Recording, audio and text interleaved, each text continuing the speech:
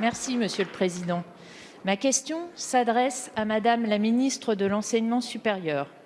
Madame la ministre, le séparatisme que notre majorité combat avec vigueur trouve de nouvelles incarnations chaque jour, comme encore hier avec l'exclusion de la LICRA de Sciences Po Lyon en cette semaine de l'éducation et action contre le racisme et l'antisémitisme.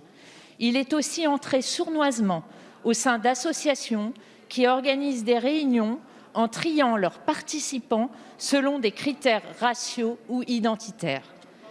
Comment accepter dans notre pays, porteur de la pensée des Lumières et de l'universalisme, de tels rassemblements où l'on exclut des personnes pour leur couleur de peau ou leurs idéaux?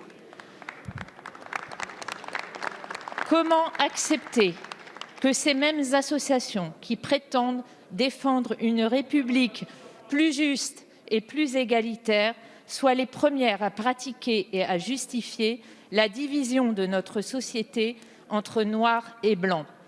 Comment accepter qu'une association, l'Union nationale des étudiants de France, créée en 1907, bénéficiant de subventions publiques de formes diverses et provenant notamment de certaines grandes villes, puisse cautionner et encourager de telles pratiques selon les déclarations de sa présidente, qui se proclame publiquement racisée lors d'une interview sur une radio nationale le 17 mars dernier. Aussi, je vous demande, Madame la ministre, les mesures que vous comptez prendre pour mettre fin à de telles dérives.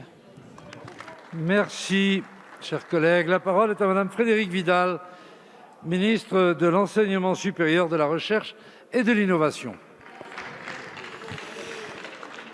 Merci, Monsieur le Président, Mesdames et Messieurs les députés, Madame la députée Isabelle Florennes.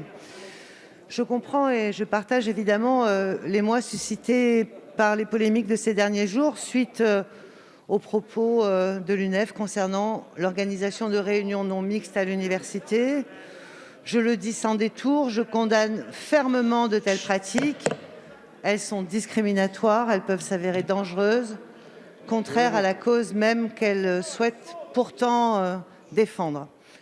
Ce qui se joue ici, ce n'est pas une question de légalité, c'est fondamentalement une question de valeur. Lorsque l'on défend, comme nous le faisons sans relâche et depuis plus de 3 ans, l'universalisme, les libertés académiques, on ne peut effectivement tolérer le développement de telles pratiques dans nos universités. Et je le dis sans ambiguïté, ça n'est pas ma conception de l'universalisme et on ne résoudra jamais les problèmes de racisme sans associer et inclure l'ensemble de la société.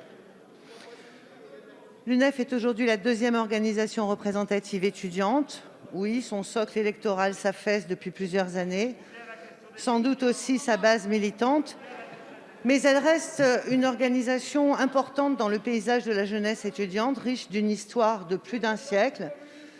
Elle est notamment un interlocuteur permanent, comme l'ensemble des autres associations étudiantes du ministère, pour régler les problèmes auxquels sont confrontés les étudiants actuellement, pour travailler à la mise en place de la reprise en présentiel, pour travailler sur les sujets de précarité ou sur les sujets d'accompagnement social des étudiants. Je crois que c'est très important que nous puissions continuer à travailler avec des corps intermédiaires, de manière à pouvoir poursuivre le travail mené en faveur des étudiants. Je vous remercie. Merci, Madame.